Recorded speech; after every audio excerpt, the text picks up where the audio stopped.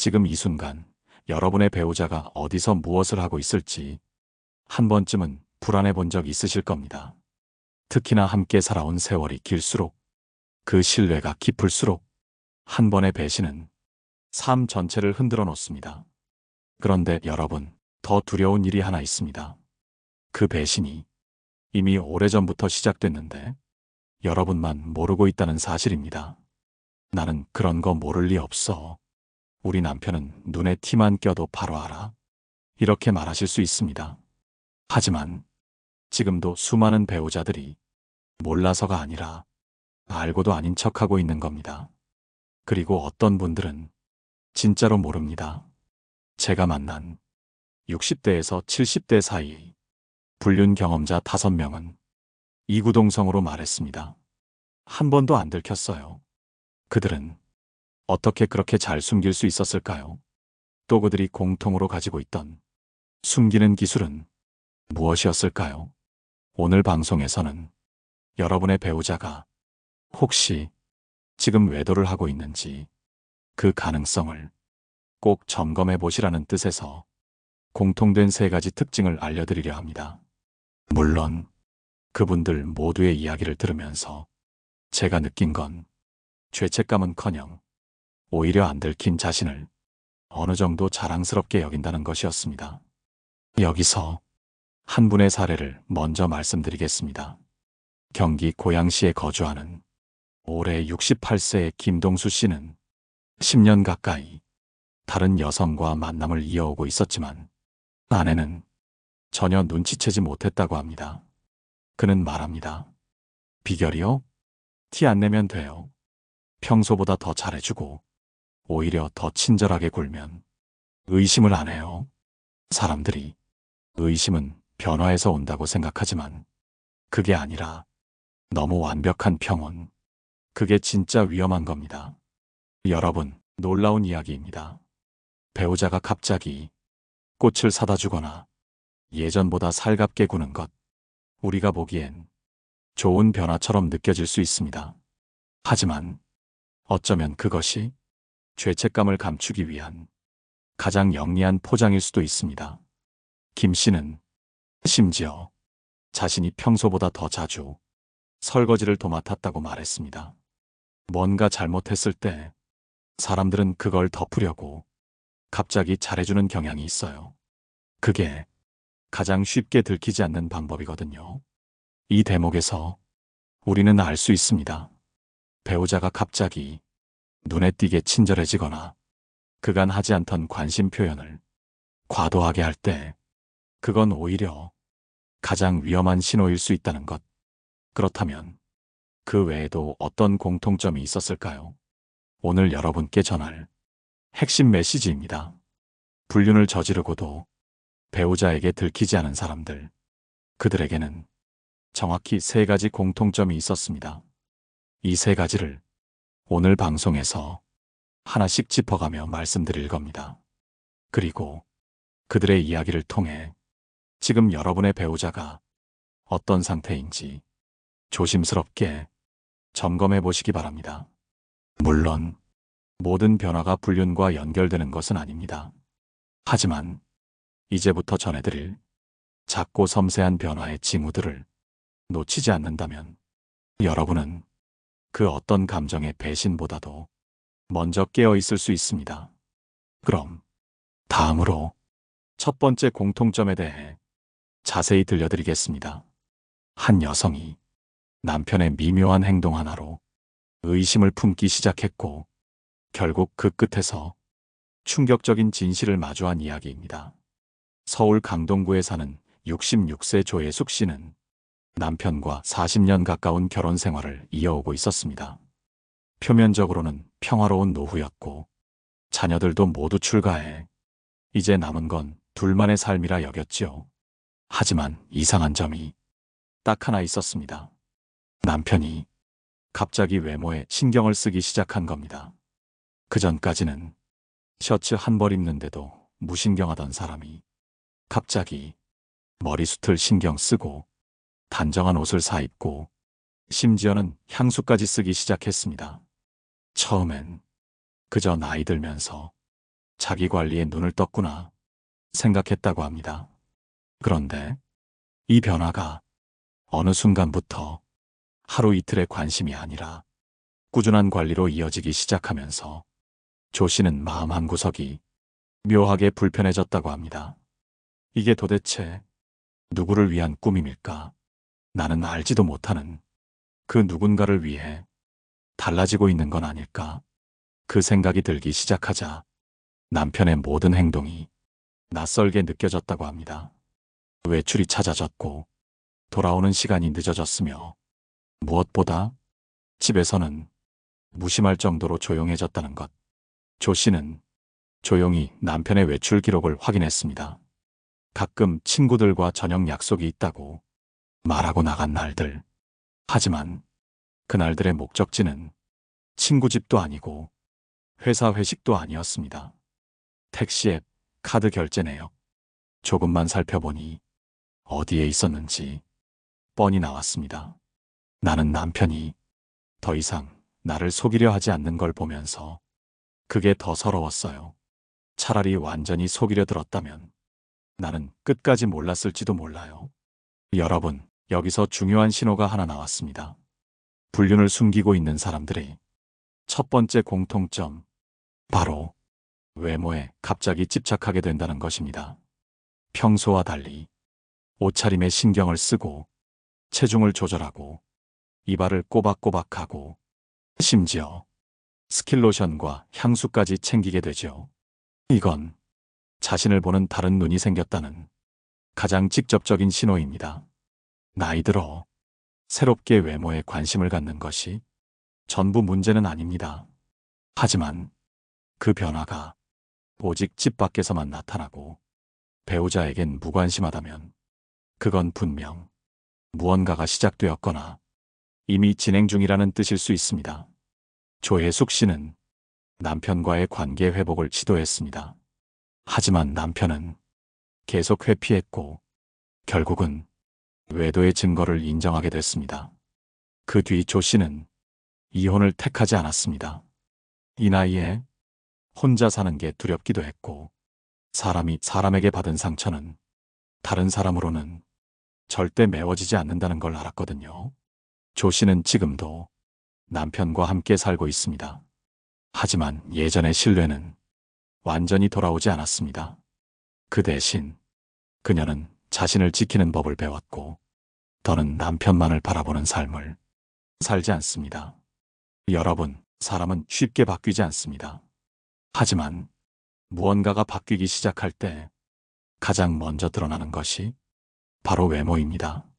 외도는 마음에서 시작되지만 표현은 몸에서 드러납니다.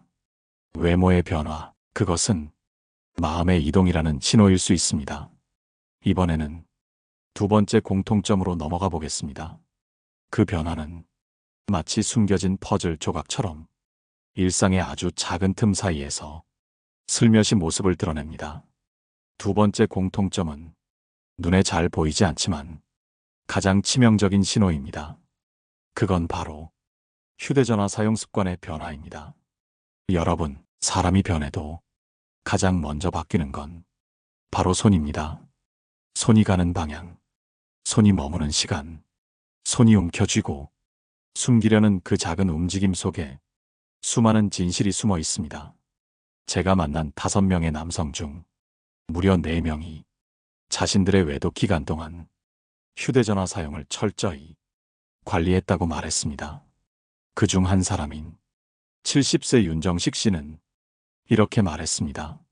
옛날에는 휴대전화를 식탁 위에 놓고 밥 먹었는데 이젠 절대 안 그러죠. 진동만 울려도 깜짝 놀라서 주머니에 손부터 가요.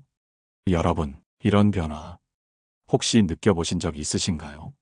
예전엔 아무렇지 않게 두고 다니던 휴대폰을 이제는 화장실 갈 때도 잠깐 외출할 때도 꼭 들고 나가는 사람.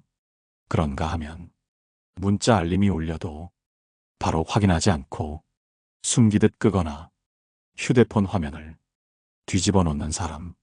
이런 모습은 단순한 습관이 아니라 들키면 안 되는 관계가 그 안에 있다는 것을 의심해 볼 수 있는 징후입니다.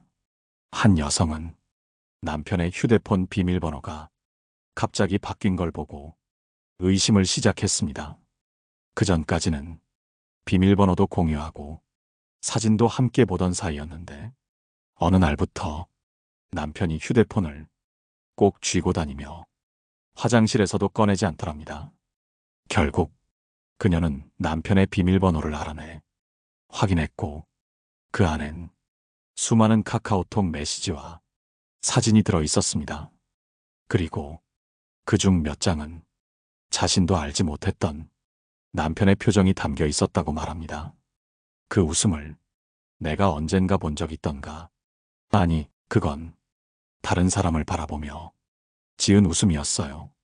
여러분, 배우자가 손에서 놓지 못하는 작은 기계, 그 속에는 이 시대의 가장 많은 비밀이 숨겨져 있습니다. 혹시 여러분의 배우자가 갑자기 휴대폰을 손에 달고 살거나 비밀번호를 바꾸고 알림을 꺼두고 심지어는 통화 기록이나 문자 내역을 수시로 지운다면 그건 분명 마음속 어딘가에 숨겨야 할 존재가 생겼다는 뜻입니다. 그렇다고 해서 휴대폰을 몰래 뒤지고 증거를 잡으려고 잠 못 이루는 밤을 보내라는 이야기가 아닙니다. 우리가 이 징후를 주의 깊게 바라보는 이유는 바로 여러분의 마음이 더 이상 무너져 내리지 않도록 미리 자신을 준비하기 위함입니다. 그리고 가장 중요한 건 자신을 의심하지 않는 것입니다. 많은 여성들이 내가 너무 예민한 걸까? 괜히 오해하는 걸까? 하고 자신을 탓합니다. 하지만 여러분의 감정은 절대 틀리지 않습니다. 몸이 먼저 알고 마음이 먼저 알아차린 그 직감은 우리 삶에서 수많은 위기를 피해온 소중한 내면의 경고장입니다. 이번에는 마지막 세 번째 공통점에 대해 말씀드리겠습니다. 이 특징은 배우자의 말 속에서 드러납니다. 말투가 바뀌고 어휘가 달라지고 심지어는 자신도 모르게 상대의 단어를 빌려오기 시작합니다. 그 모든 것은 입 밖으로 나오는 감정의 조각들이며 그 속엔 숨기려는 진심이 고스란히 담겨 있습니다. 세 번째 공통점은 아주 사소하지만 가장 직접적인 흔적입니다. 그건 바로 말투와 언어의 변화입니다. 여러분, 사람이 누구와 오래 어울리면 그 사람의 말투를 따라하게 됩니다. 이건 단순한 습관이 아니라 마음이 머무는 곳이 어디인지 드러나는 증거입니다. 제가 만났던 72세의 남성 한 분은 외도를 숨기기 위해 아내와 대화할 때 말을 아꼈다고 했습니다. 왜냐고요? 새로운 상대와 주고받은 특별한 언어나 독특한 말투가 무의식 중에 튀어나올까 봐서요. 그 사람은 늘 그러게요라고 말했어요. 근데 내가 집에 와서 아내랑 말하면서 그걸 자꾸 쓰게 되더라고요. 그 순간 소름이 돋았죠. 아, 이러다 들키겠다. 여러분, 말은 마음의 거울입니다. 그 사람이 누구와 시간을 보내고 어디에 정서가 쏠려 있는지 고스란히 드러나게 되어 있습니다. 한 여성은 남편의 평소 어휘와 다르게 어느 날부터 감성적이라는 단어를 자주 쓰는 걸 이상하게 여겼습니다. 이전에는 전혀 관심도 없던 표현인데 갑자기 음악이나 시에 대해 말을 꺼내고 감정을 묘사하려 들었죠. 그 말의 정체는 나중에 확인됐습니다. 남편이 자주 가던 문화센터 동호회에서 만난 여성. 그 여성이 시를 즐겨 쓰는 사람이었고 그의 말투와 표현이 남편에게 자연스레 스며든 것이었죠. 말투의 변화는 눈으로는 보기 어렵지만 귀로는 누구보다 정확히 느낄 수 있습니다. 혹시 여러분의 배우자가 이전과는 다르게 말이 줄어들거나 혹은 이상하게 부드럽고 조심스러운 언어를 사용하기 시작했다면 그건 다른 사람과의 관계에서 생겨난 정서적 영향일 수 있습니다. 더 깊이 들어가면 비난의 말이 늘어난 경우도 있습니다. 당신은 늘 그래. 내가 뭘 말해도 안 듣잖아.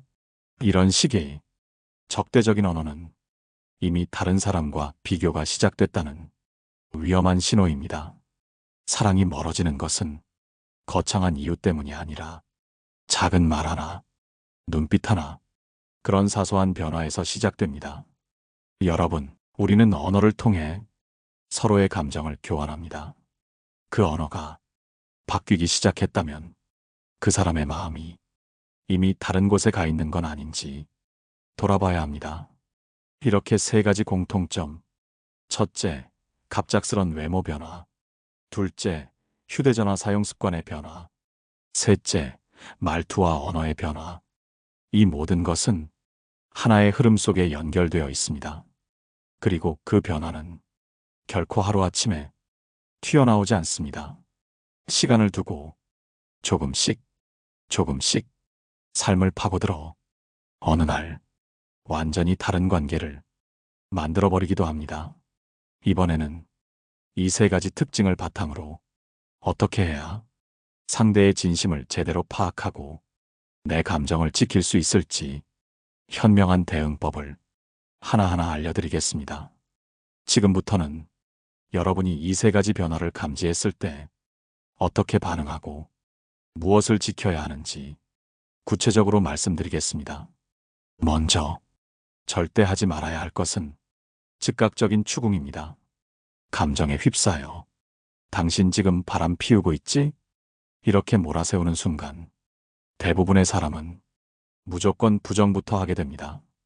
심지어 그 순간부터는 더 교묘하게 자신을 숨기기 시작하지요.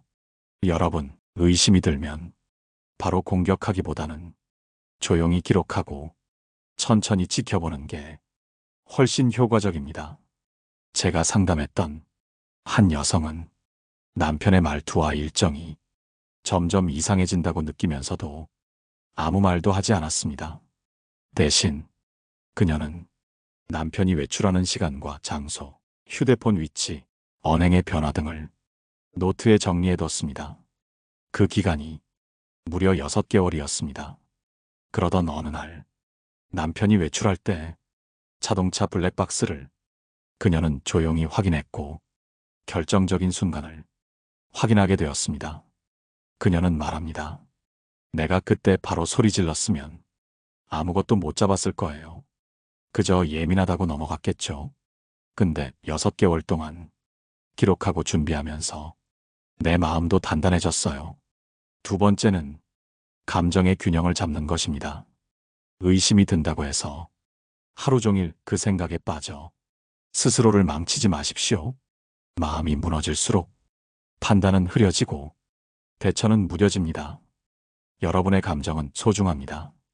그 감정을 지키기 위해서라도 하루에 단 30분만이라도 의심과 분노에서 벗어나 산책을 하시고 좋아하던 음악을 들으시고 나를 위한 차 한 잔을 마셔보시기 바랍니다.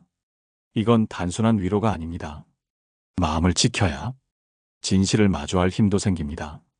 자신이 무너지면 아무리 증거를 잡아도 그 뒤에 뭘 해야 할지 결정하지 못합니다. 세 번째는 왜도 여부보다 더 중요한 질문을 스스로에게 던져야 합니다. 지금 나는 이 사람과 앞으로 어떻게 살아가고 싶은가? 이 진실을 알게 됐을 때 나는 무엇을 원하게 될까? 이 질문 없이는 그 어떤 결정을 해도 후회하게 됩니다. 어떤 분은 불륜의 증거를 잡은 뒤에도 이혼을 택하지 않았습니다. 왜냐고 물었더니 이렇게 말씀하셨습니다. 이 사람의 거짓은 밉지만 이 사람의 모든 삶이 다 미운 건 아니었어요.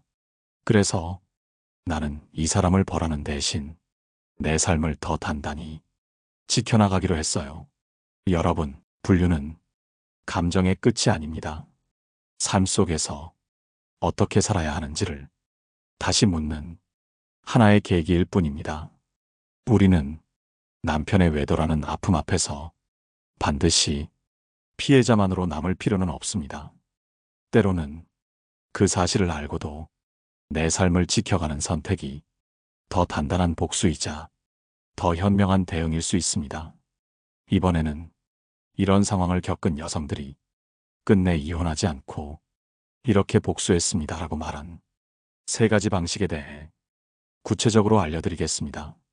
고통을 이기는 현명하고 통쾌한 지혜입니다. 이제부터는 실제 사례 속에서 확인된 이혼보다 더 강력했던 3가지 복수 방법에 대해 말씀드리겠습니다. 첫 번째 복수는 바로 무시의 기술입니다. 불륜을 한 배우자는 2가지 마음을 갖습니다. 하나는 들키지 않았으면 하는 공포, 그리고 다른 하나는 자신의 행동이 아무 의미 없었던 것처럼 대우받을 때의 좌절감입니다.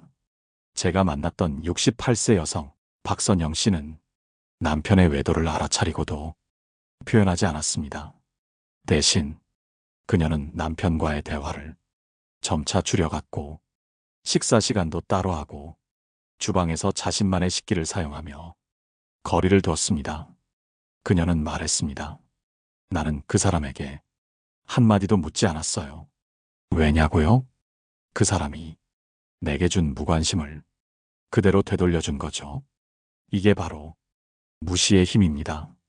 말없이도 배우자는 압니다. 자신의 행동이 들통났다는 것과 그로 인해 이 관계의 균형이 이미 깨졌다는 사실을요. 이 복수는 가장 조용하면서도 가장 오래 남습니다. 2번째 복수는 내 삶을 화려하게 가꾸는 것입니다. 불륜을 저지른 사람은 항상 자신이 우위에 있다고 생각합니다. 집에서는 지루한 배우자, 밖에서는 설레는 관계, 그 틈을 누리며 살아가는 거죠. 하지만 그 배우자가 자신보다 훨씬 밝고 단단하게 자신의 삶을 꾸려가기 시작하면 그때부터 균열이 시작됩니다. 72세의 김영자 씨는 남편의 외도를 알게 된 후 문화센터에서 요가와 사진을 배우며 자신의 삶을 재정비했습니다. 머리도 단정하게 바꾸고 평소에 안 하던 옷도 입기 시작했죠. 처음엔 남편이 아무 말 없이 그저 지켜보더니 어느 순간 이렇게 물었답니다. 요즘 누굴 자주 만나? 왜 이렇게 밝아졌어? 그 질문을 듣는 순간 김 씨는 속으로 웃었다고 합니다. 이 사람은 내가 무너져 있을 줄 알았겠지. 그런데 그 반대니까 당황한 거야. 여러분, 사람은 자신이 무너뜨렸다고 생각했던 대상이 무너지지 않고 더 높이 서 있을 때 비로소 자신이 무슨 짓을 했는지 알게 됩니다. 내 삶을 가꾸는 것, 그것만큼 통쾌한 복수는 없습니다. 3번째 복수는 마지막 순간까지 법적으로 우위에 서는 것입니다. 73세의 윤희정 씨는 남편의 외도를 알아차렸지만 이혼하지 않았습니다. 대신 가정법률 상담을 받으며 모든 재산의 흐름을 확인했고 남편 명의로 된 자산에도 조용히 자신의 이름을 조금씩 얹어갔습니다. 그녀는 말합니다. 나는 감정으로는 울었지만 현실에서는 울지 않았어요. 언젠가 이 사람이 정말 떠나겠다고 할 때 나는 빈손으로 남지 않을 거예요. 결국 그녀의 남편은 몇 해 뒤 진짜로 이혼을 원했지만 윤 씨는 적절한 재산 분할과 위자료를 받아낸 후 이혼에 합의했습니다. 그녀는 말하죠. 이혼을 원하던 건 결국 나였어요. 그 사람은 자기가 나간다고 생각했겠지만 사실은 내가 떠나보낸 거였죠. 여러분, 복수는 상대방을 망가뜨리는 게 아니라 내가 흔들리지 않고 내 삶을 지켜내는 힘입니다. 그 힘이 있어야 진짜 복수가 완성됩니다. 다음으로는 이런 복수를 넘어 진짜 치유로 나아가기 위한 마지막 조언을 드리겠습니다. 우리가 왜 이 아픔을 겪었는지, 그리고 이후의 삶은 어떻게 만들어야 하는지 마음을 단단히 하는 시간을 가져보겠습니다. 지금까지 여러분과 함께 배우자의 외도를 눈치챘을 때 그 신호를 어떻게 알아차리고 또 어떻게 반응해야 하는지 조심스럽게 짚어왔습니다. 오늘의 주제가 불륜이라는 단어로 시작되었지만 사실은 그보다 훨씬 더 깊은 이야기였습니다. 바로 여러분 자신의 삶을 어떻게 지키고 어떻게 회복하느냐에 대한 이야기 말입니다. 마지막으로 이 아픔을 이겨내며 진정한 삶의 주인이 된 한 여성의 이야기를 들려드리고 싶습니다. 74세의 정은숙 씨는 남편과 40년을 함께 살아왔습니다. 처음엔 그저 평범한 부부였고 자녀도 키우며 정말 열심히 살았습니다. 하지만 은퇴 후 남편은 달라졌고 알고 보니 오랜 세월 다른 여인과 만남을 이어오고 있었던 겁니다. 그 사실을 알게 된 날, 정 씨는 하루 종일 그 자리에 주저앉아 말없이 울었다고 했습니다. 모욕감, 배신감, 허망함, 그 어떤 말로도 표현되지 않는 감정이 가슴을 내리눌렀습니다. 그녀는 말했습니다. 그때 나는 이 사람 때문에 내 인생이 다 망가졌다고 생각했어요. 근데 며칠 후 문득 깨달았어요. 아니야. 내 인생은 이 사람만의 것이 아니었지. 나는 이 사람에게 속았던 게 아니라 이 사람을 너무 믿었던 거야. 그날 이후 정 씨는 남편과 이혼하지 않았습니다. 하지만 함께 살지도 않았습니다. 법적으로는 부부였지만 삶의 길은 서로 다르게 걸었습니다. 그녀는 그 시간부터 작은 글을 쓰기 시작했고 지역 주민센터에서 손글씨 수업도 듣고 매달 한 번은 혼자 여행을 다녔습니다. 지금 그녀는 마을 어르신들 사이에서 멋진 할머니로 불립니다. 그녀가 남편에게 한 복수는 그 어떤 고함도 서류도 아니었습니다. 그 복수는 이 말로 요약됩니다. 나는 당신이 떠나도 아무렇지 않아. 내 삶은 당신이 아니어도 충분히 아름다우니까. 여러분, 사랑은 줄 수 있지만 존엄은 지켜야 합니다. 누가 나를 무너뜨렸다고 느껴질 때 그 사람을 붙잡기보다 내 마음을 단단히 붙드는 것이 진짜 회복의 시작입니다. 오늘 방송의 핵심 3가지만 다시 짚어드리겠습니다. 첫째, 불륜의 징조는 외모와 휴대폰, 말투에 가장 먼저 나타난다는 것. 둘째, 의심이 들 때는 소리 지르기보다 기록하고 조용히 자신을 단단히 하라는 것. 셋째, 이혼만이 답이 아니며 오히려 당당하게 내 삶을 가꾸고 내 감정을 회복하는 것이 진짜 복수라는 것. 여러분, 오늘 방송이 여러분 마음속에 작은 위로가 되었다면 댓글로 여러분의 이야기도 조금씩 나눠주세요. 구독과 좋아요는 더 많은 분들에게 이 이야기를 전하는 따뜻한 손길이 됩니다. 다음 방송에서도 여러분의 삶에 조금 더 가까이 위로와 힘이 되는 이야기로 찾아뵙겠습니다. 지금까지 여러분 곁의 노년 상담사 인생의 길잡이였습니다. 고맙습니다. 인생의 라디오였습니다.